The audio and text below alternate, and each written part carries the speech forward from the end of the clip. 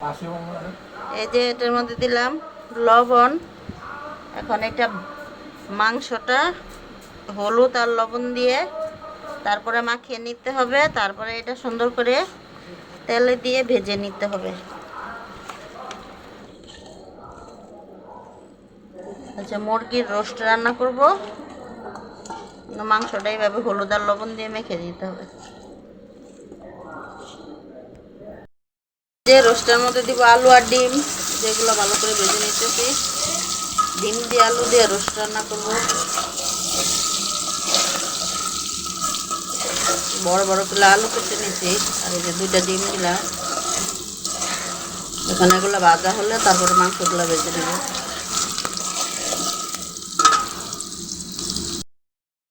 মাংসগুলা ভেজে নিতেছি। রোস্টের মাংসগুলা কড়াইতে তেল দিলাম, তেল গরম হয়েছে, এখন মাংসগুলা দিয়ে দিতেছি। এভাবে এগুলা ভালো করে ভেজে নিতে হবে।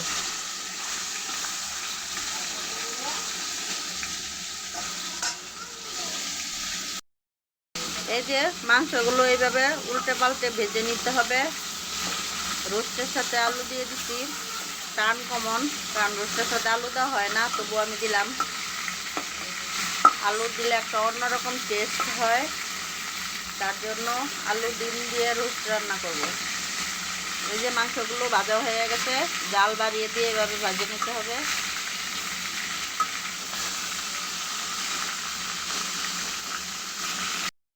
যে রোস্ট বসিয়ে দিয়েছি, এটার মধ্যে দিলাম পেঁয়াজ আর তেজপাতা। এখন এটার মধ্যে দিব রোস্টের মশলা হবে।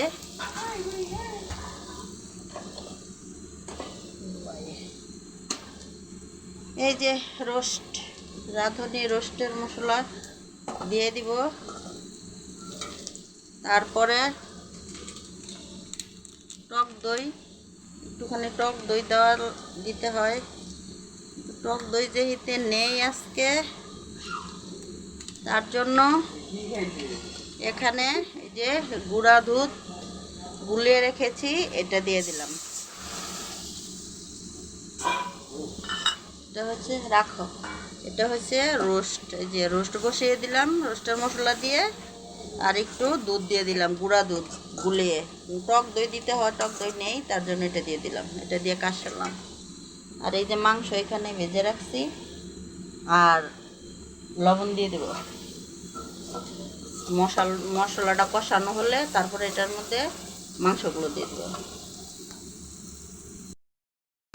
এই যে হয়ে গেছে রোস্ট, কষানো হয়ে গেছে, মশলার সাথে মাংসটা কষিয়ে নিলাম। এখন এই যে দিয়ে দিচ্ছি আলু আর ডিম।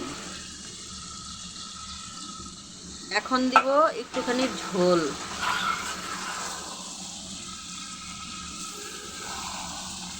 এতে আলু আর ডিম দিয়ে দিলাম। নতুন স্টাইলের রোস্ট, এভাবে রান্না করে খেয়ে দেখবেন বন্ধুরা, খেতে ভালোই টেস্ট হয়। এই যে সামান্য একটু ঝোল দিয়ে দিলাম। এখন মাংসটা ঝোলের সাথে ভালো করে কষিয়ে নিব, কষিয়ে ঝোলটা শুকনো শুকনো করে ফেলবো। হয়ে গেছে আমার রোস্ট, আর একটু জ্বালিয়ে নিলেই হয়ে যাবে রোস্ট। এই যে হয়ে গেছে মুরগির রোস্ট, আর এই যে শশা কাটাও হয়ে গেছে। এখন শুধু পোলাওটা হলেই হয়ে গেল রান্না।